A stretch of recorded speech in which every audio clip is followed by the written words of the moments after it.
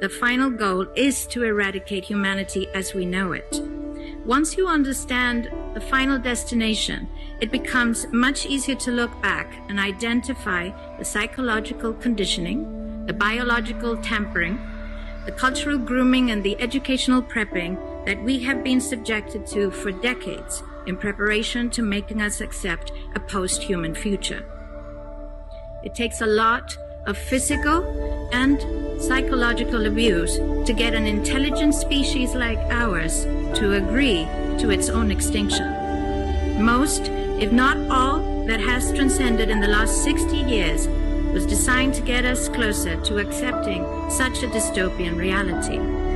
Whether you care to accept it or not, we live in a hyper-controlled matrix where our perception of reality is meticulously planned, managed, and executed in order to control and steer us in whichever direction they wish. And the direction is a post-human world. For this, they first needed to destabilize, dehumanize, and demoralize humanity through every means possible.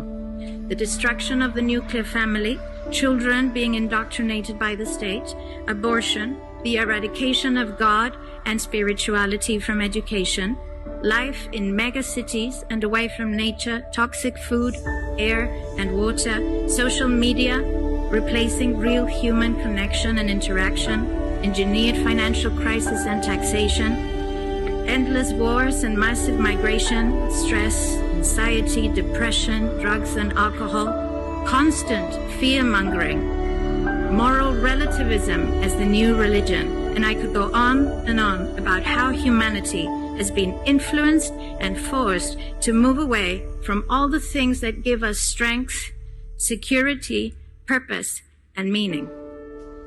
A weak, immoral, disconnected, ignorant, and unhealthy population is an easy target for the next stage, the creation of an entire generation of androgynous beings. Masculinity is under attack psychologically, culturally, and biologically. Women are being replaced in sports, entertainment, and politics by men pretending to be women, and children are being indoctrinated at school to think that gender is a choice. The transgender movement is not a grassroots movement. It comes from the top. It has nothing to do with people's freedom of expression, sexuality, or civil rights. It's an evil psyop with a clear agenda to get us closer to transhumanism by making us question the most fundamental notion of human identity, our gender.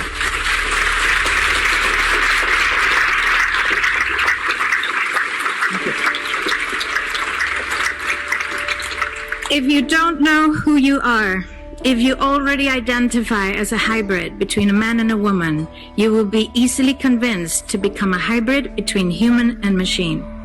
Gender ideology is the 2 + 2 = 5 from George Orwell's 1984 dystopian novel.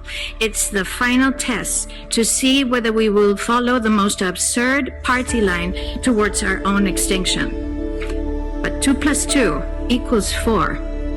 And no matter how you choose to dress, call yourself, or change your physique, will not change that.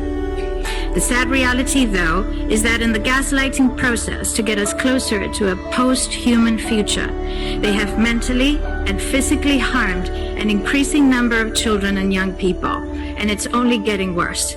This must be stopped.